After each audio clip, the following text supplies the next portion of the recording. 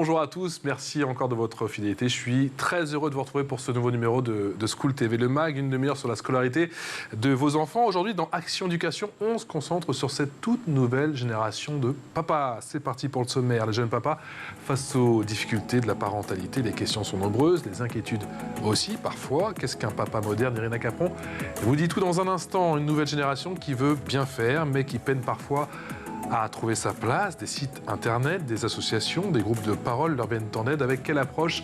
Vous le verrez dans un instant. Et puis la France fait des progrès en matière de congé paternité, mais suffisants? Sont-ils assez attractifs? Quel regard portent les entreprises sur ces papas qui prennent le temps d'accueillir leurs enfants? On en parle avec nos invités, avec Frédéric Lacoste, bonjour, depuis Skype, cofondateur de l'association Les Darons. Ça va? Bonjour. Bonjour, tout va bien à Brest? Bien vous-même. Il fait... Ouais, super, il fait beau à Brest? Mal. Pas mal. Pardon, je vous ai pas entendu. Il fait beau à Brest? Vous avez beau temps? Ah, il fait super beau, on est très, très heureux.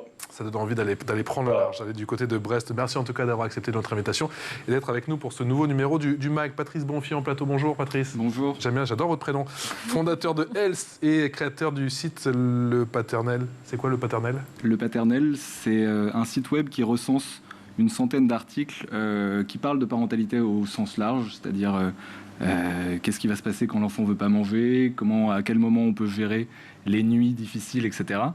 Et la petite différence par rapport à tout ce qu'on peut trouver en ligne, c'est que ça s'adresse directement au père. Alors que la plupart de ce genre de conseils qu'on trouve en ligne s'adresse plutôt à une maman, ce qui, selon nous, fait partie des petits signaux que peut envoyer la société, disant au père qui se pose des questions, qui la tape sur Google, et bien finalement, ce que tu es en train de faire, c'est très bien que tu le fasses, mais c'est pas nécessairement ta place. Vous avez tapé dans le mille tous les deux. Ça m'intéresse.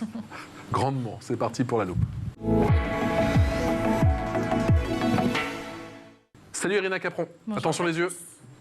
Ah bah, changement de caméra. Ouais, pourtant j'ai prévenu. Tout va bien? Ça va? Vous êtes magnifique, cher ami. C'est quoi un papa moderne? Alors, un père moderne, c'est un père qui n'aide pas sa femme à élever les enfants, mais c'est un père qui, avec sa femme, va élever ses enfants. Merci pour nous. Un père moderne, ce n'est pas l'assistant de la mère, c'est un père qui, comme la mère, prend sa part dans son rôle de parent. Alors, le rôle de père a beaucoup évolué depuis les dernières décennies, mais les pères d'aujourd'hui veulent s'impliquer davantage. Les hommes souhaitent autant que les femmes s'investir pleinement dans leur parentalité, même si 62% d'entre eux se pensent moins doués que les mères. Quelles sont les difficultés auxquelles justement ces jeunes papas, ces papas d'un nouveau genre sont confrontés? Alors tout d'abord, il y a un manque de reconnaissance et de considération globale qui commence dès la grossesse, car l'homme ne connaît pas de transformation de son corps, sauf s'il prend autant de poids que la maman et qu'il fait donc une couvade. Mais bon, il entend souvent dire que ce n'est pas lui qui donne la vie, donc de nombreux professionnels de santé ne s'adressent pas aux papas pendant les rendez-vous. Ils renseignent uniquement les futures mamans sur l'alimentation, le développement du fœtus ou encore les exercices prénatals. Et ensuite, ça se passe par la durée du congé paternité qui est inférieure à celle de la maman. Congé paternité qui est entré en vigueur il y a tout juste 20 ans, seulement 20 ans? C'est ça. Alors depuis 1946, les nouveaux pères ne bénéficiaient que de 3 jours de congé à la naissance de leur enfant. Ensuite, le congé paternité a vu le jour, créé sous le gouvernement de Lionel Jospin par Ségolène Royal, ministre à l'époque déléguée à la famille. Le congé de paternité pour les nouveaux pères est entré en application le 1er janvier 2002, alors que le congé maternité a été instauré dès 1909. Alors à compter du 1er juillet 2021, la durée du congé paternité a doublé, passant de 14 jours à 28 jours, dont 7 jours obligatoires. Mais les employeurs peuvent également mettre une certaine pression aux salariés pour que les papas retournent au travail plus tôt. Il est grand temps de changer le regard sur le rôle du papa. Oh oui, alors le rôle du père est décrit comme complémentaire à celui de la maman, comme s'il n'existait pas d'emblée et qu'il s'ajoute à celui de la mère, mais le père est aussi essentiel que la mère. Les stéréotypes jouent également un rôle important. On a longtemps catalogué les mères comme celles qui donnaient de la tendresse à leurs enfants et les pères comme ceux qui ne montrent pas leurs émotions et qui n'hésitent pas à hausser le ton quand ça ne va pas.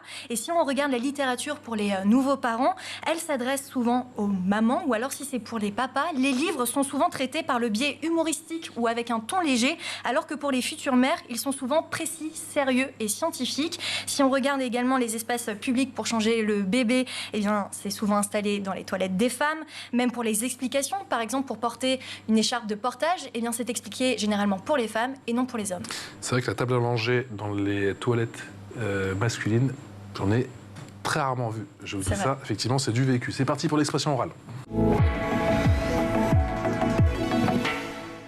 L'expression orale, je vous le disais, avec Frédéric Lacoste, qui est cofondateur de l'association Les Darons. Il nous parle depuis Brest. Et Patrice Bonfi en plateau, fondateur de Else, qui est créateur du site Le Paternel. Cette évolution du papa, c'est papa nouvelle génération. C'est, pour vous, d'après vous, c'est très récent? Alors je ne sais pas à quel point c'est récent. C'est relativement un sujet de génération. C'est-à-dire qu'on observe qu'à partir de la génération Y, donc ma génération, il y a quand même une accélération dans la volonté des pères de s'engager dans leur paternité.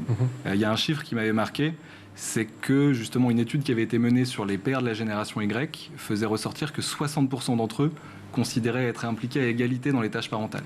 C'est quand même important. En face, on avait 30% des mères de la même génération qui confirmaient le chiffre. Donc il y a un décalage, mais il y a une envie. Donc la question, c'est qu'est-ce qui bloque entre l'envie et l'exécution, et on va peut-être approfondir chaque blocage. Frédéric Lacoste, sur ces papas de nouvelle génération, c'est le propre d'une génération justement, ou c'est l'évolution naturelle de notre société?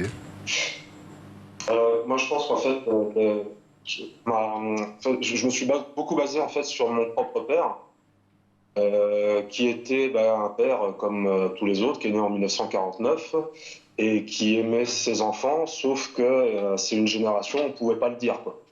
Donc, ils aimaient en silence, sans le dire. Donc, l'amour paternel, il est universel, mais sauf qu'en fait, il faut pouvoir le dire, sans se sentir jugé, quand on le dit parfois avec maladresse.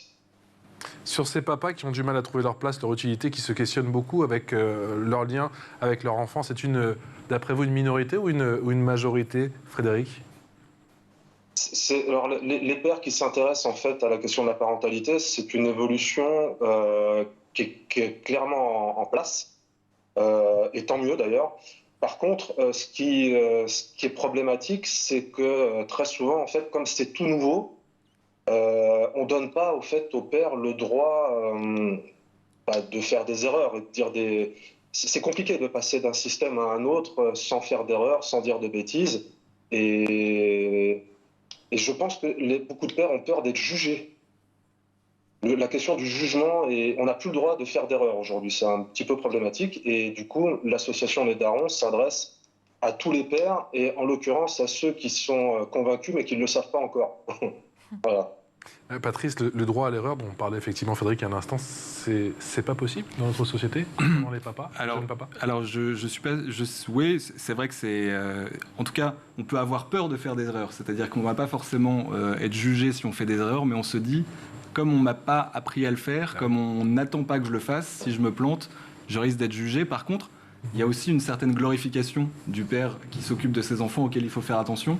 C'est-à-dire que quand on va être avec une poussette, avec un porte-bébé, etc., tout le monde va s'extasier sur le fait qu'on voit un papa qui fait des courses avec ses enfants, alors qu'une femme à côté est en train de faire exactement la même chose et personne ne va rien dire.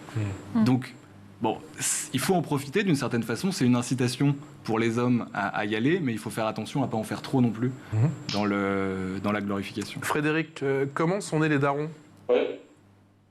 Alors, les Darons sont nés. Moi, j'ai été coordinateur d'un festival de théâtre. Je travaillais avec les semaines de la petite enfance de la CAF, ici à Brest. Et c'est né après donc, la perte de mon propre père, et avec le Covid, où je me suis rendu compte que le travail sur les 0-4 ans était extrêmement important. Parce que pendant le Covid, on n'avait pas de consignes, on n'avait rien, et que là, c'était extrêmement concret. Maintenant, sur la question qui a été.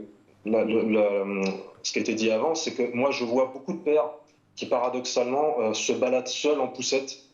Tous ne sont pas dans la glorification, en tout cas ici à Brest. Il y a beaucoup de militaires, parce que c'est une ville de garnison, donc, enfin de garnison, c'est pas trop le terme, enfin, la marine nationale est quand même très implantée, et que je vois, paradoxalement, moi, beaucoup de pères en poussette, un peu comme, justement, ils sont là, ils vont dans les stades, ils vont en forêt, et ils ne sont pas du tout dans une logique de... Ça dépend de quel père on parle aussi, quoi.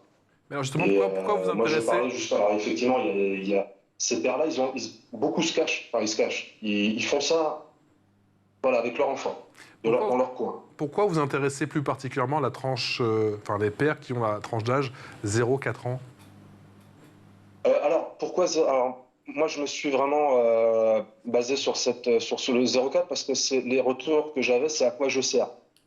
Mon enfant entre 0 et 4 ans, c'est plutôt d'évoluer à la mer. Bon, c'est ce qu'il pense.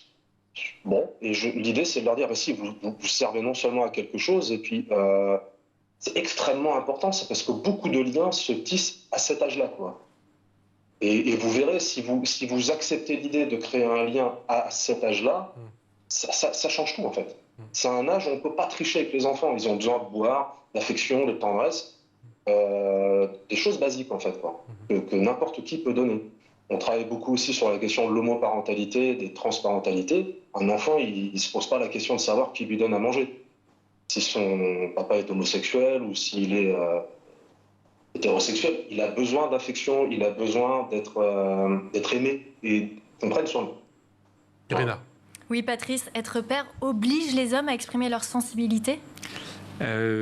Probablement, effectivement, parce que le rapport avec un nourrisson, effectivement, comme le disait Frédéric, c'est un moment où on peut se dire j'ai pas ma place, parce que ça se met en place très progressivement et avec des tout petits signaux. Et donc, au-delà d'exprimer notre sensibilité, c'est ouvrir notre sensibilité pour justement apprendre à comprendre ce qui se passe, apprendre à analyser les petits signaux, les petits cris, les mouvements, etc. Et donc, forcément, quand on ouvre sa sensibilité, on va aussi avoir tendance à peut-être plus exprimer ses sentiments. Comment se passent ces groupes de parole, d'ailleurs, avant de parler de groupe, parce qu'il y a des entretiens individuels Ouais.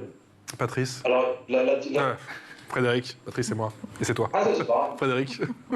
non, chez les darons. Comment ça se passe, justement? Comment ça s'organise, du coup? Avant que ce soit en petit groupe, j'imagine qu'il y a des entretiens individuels? Non, en fait, c'est deux choses totalement séparées. D'accord. Les entretiens individuels, donc, c'est anonyme. Hein. Donc, l'entretien individuel, je pose de bonnes questions pour avoir de bonnes réponses. En l'occurrence, c'est pas moi qui les ai construites, ces questions. C'est une amie qui travaille justement sur des questions plutôt philosophiques, en fait. Quel père vous ne voudriez pas être? C'est une question que j'aime beaucoup. Et là, en entretien individuel, la personne peut dire ce qu'elle veut. C'est sans filtre. En entretien collectif, c'est totalement différent, puisque là, il faut un cadre de bienséance. Parce que dans un cadre de pour pouvoir que tout le monde puisse s'exprimer sans être jugé, il faut des règles. Voilà.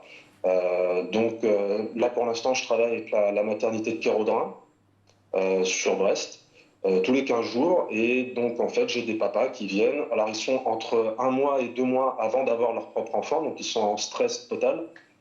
Et on parle de ce que c'est qu'être père. Voilà. Donc nous, effectivement, les aspects techniques, mais qu'est-ce que c'est qu'être père? Et la plupart se disent, tiens, lui, le collègue, là, il dit la même chose que moi, tiens, lui, il a vécu ça, etc. C'est vraiment cette approche-là, sans jugement. C'est quoi les questions les plus récurrentes, Patrice, vous qui avez beaucoup écrit sur la paternité? Aujourd'hui, tous ces aspects. Moi, ce dont on parle, parce que finalement, j'ai beaucoup écrit sur tous les aspects de la paternité, mais là où ça a été repris et diffusé le plus, c'est sur les enjeux d'égalité entre les femmes et les hommes vis-à-vis de la parentalité. Donc, les questions qu'on va me poser, c'est comment est-ce que je vais gérer ce congé paternité, à quel moment il faut que je le prenne, parce qu'on a dit que c'était 28 jours, dont 7 jours obligatoires juste après la naissance, et puis les jours suivants, on peut les prendre dans la foulée, ou on peut les début, c'était prendre pas très clair, hein, dans les 6 mois, dans les 3 mois qui suivent. C'est ça. Ouais. Donc, on peut envisager de se dire, je vais prendre 7 jours à la naissance, et peut-être garder mes 2-3 semaines avec éventuellement un peu plus de congés payés, pour le moment où la mère va reprendre le travail. Parce qu'on sait que c'est un autre moment difficile pour les mamans, donc pourquoi pas envisager les choses comme ça. D'autant qu'on sait, et ça on en a parlé avec d'autres papas, dont Tristan Champion, je ne sais pas si vous avez entendu parler de lui, qui a vécu un congé paternité en France et en Norvège, et qui a fait la différence entre 11 jours et 5 mois, et 5 mois tout seul. On va en parler dans un instant. Ouais. C'est 5 mois en alternance. Ouais, c'est ça. Et donc on peut se fabriquer cette petite alternance qui a des effets très forts sur la responsabilisation justement en tant que parent. Vous parlez justement de ces éléments et que vous avez fait appel justement à l'une de vos amies, Frédéric, sur ces questions philosophiques. La philosophie, ça aide justement pour animer les débats entre papas, ça aide à libérer la parole? La philosophie, c'est comme la politique. Si vous vous y intéressez pas, de toute façon, elle viendra taper à votre porte. Donc la question, qu'est-ce que c'est qu'être père? Ça nous tombe dessus le jour, effectivement, on le devient. Si on ne s'est pas posé la question avant, ça va nous tomber dessus. Alors qu'en réalité, être père, c'est quelque chose d'extrêmement naturel. Et si ça a été complexe, par exemple dans le cadre de fécondation in vitro ou autre, là, il y a effectivement un cheminement. Mais il y a toute forme de paternité. On peut être père en étant mineur, on peut être père très tard. Là, j'ai un monsieur qui était papa à plus de 50 ans. Bon, est-ce qu'on est père de la même manière à 50 ans qu'à 20? J'imagine que non. Et encore pareil. Donc toutes ces questions-là, en réalité, il faut pouvoir les penser tranquillement. Parce que précisément, moi j'ai 45 ans. À mon époque, il y avait 3 temporalités, la courte, la moyenne et la longue. Et aujourd'hui, il y a l'extra courte. Donc une information chasse l'autre. Et c'est extrêmement important de pouvoir donner des réponses de professionnels, de gens qui connaissent leur métier. Et c'est ce que moi, donc du coup, je préfère la temporalité moyenne-longue. C'est pas très buzz, mais ça voilà. Je vous parlais, effectivement, vous faites allusion à cette personne qui a 50 ans et qui est désormais jeune papa. Moi, j'ai un exemple autour de moi avec une personne qui, à 50 ans, a été de nouveau papa alors qu'il a été quand il avait 20 ans. Et c'est vrai que ça a été un tout autre papa. Comme quoi, je pense qu'il y a aussi une question d'évolution des mentalités. Alors là-dessus, on observe effectivement, je vous ai parlé des pères de la génération Y, parce que c'est vers 30 ans qu'on a le pic de paternité. Mais effectivement, les comportements de parentalité évoluent plutôt avec le temps. C'est-à-dire qu'un cinquantenaire papa aujourd'hui va avoir un comportement plus proche statistiquement. Il a changé les couches. Exactement. C'est vrai. Exactement. Ah, maintenant, il ne le faisait pas. Ouais. Exactement. Donc c'est la société tout entière qui évolue et donc le regard sur la parentalité et la manière de le partager qui fait que, quel que soit l'âge auquel on devient père aujourd'hui, on se comporte comme un jeune père. Et d'ailleurs, quand on dit jeune parent, ça ne veut pas dire qu'on est jeune soi-même, ça veut dire qu'on est parent d'un jeune enfant. Est-ce que les professionnels de santé devraient s'intéresser davantage au papa par exemple, pour évoquer comment il se sent par rapport à la grossesse, à l'accouchement pendant les premières semaines? Est-ce qu'il y a une évolution dans les professionnels de santé ou... Alors, je ne sais pas s'il y a une évolution. Il y a effectivement aujourd'hui encore un réflexe d'efficacité. C'est-à-dire qu'on se tourne vers la maman parce que, de fait, on sait que, encore statistiquement, c'est elle qui va avoir besoin d'apprendre, c'est elle qui va retransmettre. Et c'est vrai que cette recherche d'efficacité, comme on peut la voir dans le couple, finalement, au moment où on va se dire plutôt que d'essayer de confier à l'autre cette tâche, je vais le faire moi-même parce que ça sera plus vite fait et mieux fait. C'est un effort collectif de se dire on doit tous travailler ensemble pour considérer maintenant que les pères sont naturellement impliqués et compétents et pas les laisser sur le côté. Quel est l'apport, Frédéric, des professionnels de santé justement pendant ces réunions? Est-ce qu'ils viennent parfois justement pour eux aussi donner des éléments et animer ces groupes de discussion? Alors là, actuellement, en fait, moi, je travaille les questions. Je travaille avec une association qui s'appelle Materniteam et qui a validé entre guillemets les questions avant. Parce que du coup, moi, je suis coordinateur de la chose, je ne suis pas psychologue. Donc, il faut que ça ait été validé. Ensuite, je donne des comptes rendus de la réunion. Et l'idée étant justement d'utiliser les réponses comme des outils. Parce que le gros problème, c'est que faire parler les pères, c'est une chose, entendre ce qu'ils ont à dire, c'en est une autre. Et précisément parce que les comportements changent, et tant mieux, et ce qui a été dit juste avant est extrêmement vrai, un jeune papa de 50 ans, il est dans une société, donc il est pris dans une société et qui prend en compte les pères, c'est très bien. Pour autant, comme je dis, il faut convaincre ceux qui sont convaincus mais qui ne le savent pas encore. Ça veut dire des pères extrêmement bourrins et qui le sont encore et qui entre guillemets, à qui il faut apporter tranquillement, sans jugement, parce que on parle là de gens qui n'ont pas forcément conscience même que, quand la question de la violence éducative, j'ai eu un monsieur qui me disait vous êtes bien gentil, mais moi, mon père m'a donné des claques, il a pris des claques, ça a fait de moi un homme, je suis un chef d'entreprise, qu'est-ce que vous me gonflez avec ça? C'est très complexe de faire comprendre à cette personne que ça s'appelle de la violence éducative. Et cette personne-là, si jamais je la prends frontalement en lui disant cette chose-là, elle va décrocher. Donc c'est des choses qui se font sur un temps moyen et long.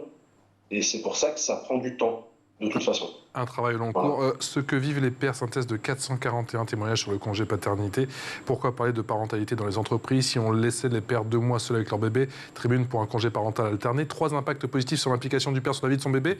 Je vais donner quelques exemples des articles que vous pouvez retrouver effectivement dans le paternel. Je les ai connus. Vous puisez où votre inspiration? Vous écrivez tout maintenant? J'écrivais tout. Aujourd'hui, il y a moins d'articles qui sont publiés. On est en train de retourner le site pour en faire une newsletter personnalisée pour le jeune papa. C'est-à-dire, je vais pouvoir dire où j'en suis et recevoir régulièrement un article qui correspond à ce qui m'intéresse et à mon état de parentalité. Donc il va y avoir des thèmes sur la vie quotidienne, la santé, des thèmes sur l'égalité femmes-hommes, etc. Et des thèmes sur la paternité au travail. L'info en plus, Irina. Irina, pour cette info en plus, vous allez une nouvelle fois parler du congé paternité, mais cette fois-ci côté pays nordiques. Exactement, dans les pays nordiques, grâce à la mise en place de l'égalité femmes-hommes dans le travail, les pères n'ont plus à chercher leur place dans la famille, elle s'est imposée naturellement. Alors en Norvège, les jeunes parents ont la possibilité de se répartir 49 semaines de congé tout en continuant à percevoir l'intégralité de leur salaire. En Suède, les parents ont 480 jours de congé lors de la naissance de leur enfant, indemnisé à 80%. Donc chaque parent prend au moins 60 jours pour s'occuper de leur bébé et le couple peut répartir les 360 jours restants comme il le souhaite. C'est quand même énorme. Et en Finlande, les conjoints peuvent chacun bénéficier de 160 jours pour s'occuper de leur bébé. Alors Norvège, Suède, Finlande, mais il y a plus proche de nous, effectivement, avec des modèles là aussi dont on peut peut-être s'inspirer. Exactement. L'Espagne fait également figure de modèle en matière de droits parentaux. Depuis le 1er janvier 2021, le pays a décidé d'aligner le congé paternité avec le congé maternité en accordant 16 semaines totalement indemnisées à chacun des parents. Et au Portugal, les pères sont invités à prendre 2 congés paternité, un premier au moment de la naissance et le second au moment où la mère a déjà repris son activité professionnelle. Donc le père peut s'occuper alors seul de son enfant. Frédéric Lacoste, 28 jours de congé paternité en France. On est à encore des années-lumière de ce qui se fait, vient de le dire Irina, dans certains pays nordiques. Vous voyez le verre à moitié plein ou à moitié vide, vous? On est plutôt en progrès? Toujours à moitié plein. C'est malheureusement très français de critiquer les choses, mais ça évolue. Donc il faut le dire, c'est bien, c'est une bonne chose. Ça pourrait être plus, mais c'est une bonne chose. Et prenons exemple justement sur ce qui se fait déjà, parce que ça fonctionne. Soyons contents. Voilà, moi je suis content que ça ait évolué. Voilà, ça peut être mieux, mais c'est déjà extraordinaire qu'on en soit arrivé là. Patrice Bonfi, on a le sentiment que les papas, les europapas sont donc contents, mais est-ce que les entreprises suivent la même démarche? Quel est le regard des entreprises, d'après vous, sur ces nouveaux congés paternité? Alors, c'est accepté ou pas? Alors, la première chose sur les papas qui sont contents, c'est qu'effectivement, moi j'ai été engagé un petit peu pour l'allongement du congé paternité. Et aujourd'hui, récemment, j'ai reçu un message d'un ami de lycée que j'avais perdu de vue, qui me dit j'avais suivi ça de loin, tes histoires de paternité, etc. Et là, je viens de devenir parent et je réalise que je vais avoir un mois devant moi. Et je me dis que c'est un peu grâce à toi. Et je te remercie parce que je me serais pas dit que c'était important. Et c'est maintenant que je me rends compte que c'est important. Vous n'avez pas de nouvelles de lui depuis le lycée, et effectivement. Et il me dit, j'ai entendu parler de ça vaguement et je me dis, pourquoi il s'intéresse à ça? Et en fait, moi aussi, je vous remercie. Mais c'est vrai. Et c'est effectivement le vivre qui permet de faire comprendre de l'importance du sujet. Donc finalement, si on est passé aujourd'hui à 28 jours, c'est bien parce que plus de gens vont le vivre, plus de gens vont partager autour d'eux le fait que c'est important pour leur famille, pour leurs enfants. Et ça nous amène effectivement vers un allongement encore plus long. Par contre, il y a un sujet parce que les entreprises en payent le prix d'une certaine façon. Bien sûr. Même si c'est couvert par la sécurité sociale, certaines entreprises compensent la diminution de salaire liée au plafond de sécurité sociale, donc elles le payent quand même, ce congé paternité prolongé, et puis c'est payé en organisation, parce que voilà, une personne qui part pendant 4 semaines, c'est pas forcément simple à gérer. La première chose à se dire, c'est que une entreprise qui dit ça n'est pas possible que les hommes aient des congés paternité longs, parce que sinon on ne peut plus travailler, ce qu'elles disent en filigrane, c'est on ne peut pas embaucher des femmes, ou on ne peut pas faire travailler des femmes, parce que quoi qu'il arrive, si on embauche une femme entre 25 et 35 ans, il y a de grandes chances qu'elle ait un enfant à un moment donné.